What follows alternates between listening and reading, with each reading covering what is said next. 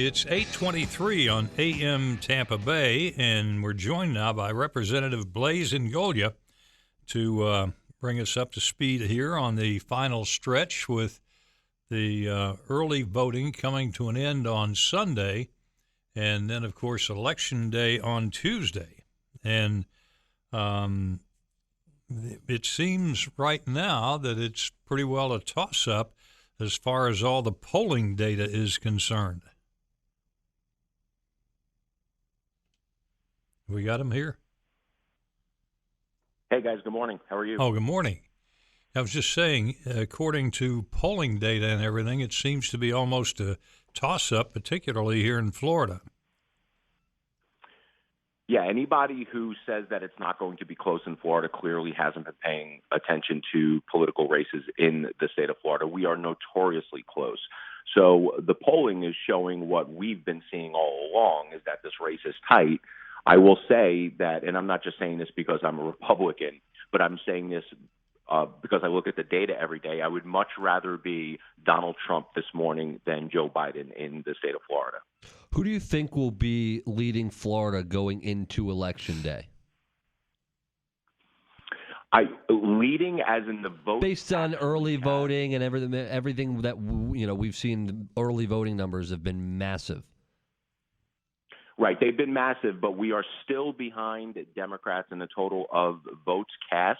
I expect us to close that gap. So it may be that when we get the first results, which are usually absentee and early, Biden may be up a little, but I'm predicting that because of the huge surge of our super voters that still have to vote and will vote on Election Day, we will surpass Biden, and Trump will win by roughly, my guess is in between 80 to 100,000 votes. But, of course, the important thing is going to be the Electoral College. Yeah, 29 electoral votes for the state of Florida. That's why we are the biggest, most diverse swing state. We're the prize. You cannot win the presidency without winning the state of Florida. So everyone get out there and vote. If you have an absentee ballot that you've requested, it is no longer time to put it in the mail. It will not get back on time. Walk it in to any early voting location or get to the polls on Election Day. It's that important. One other thing here, too, is it seems now Hunter Biden, they're saying, is under criminal investigation according to the FBI. In fact, we've now learned that this investigation began in 2019 on alleged money laundering, and it's something that's been ignored by the mainstream media totally. I mean, this whole issue has been ignored totally by them, and now the FBI is doing something about it, and I wonder if that's going to have any impact come Tuesday.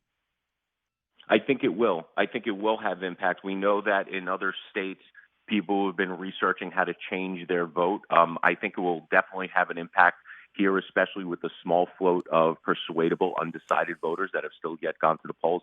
But it isn't amazing how the media has just turned a blind eye to this.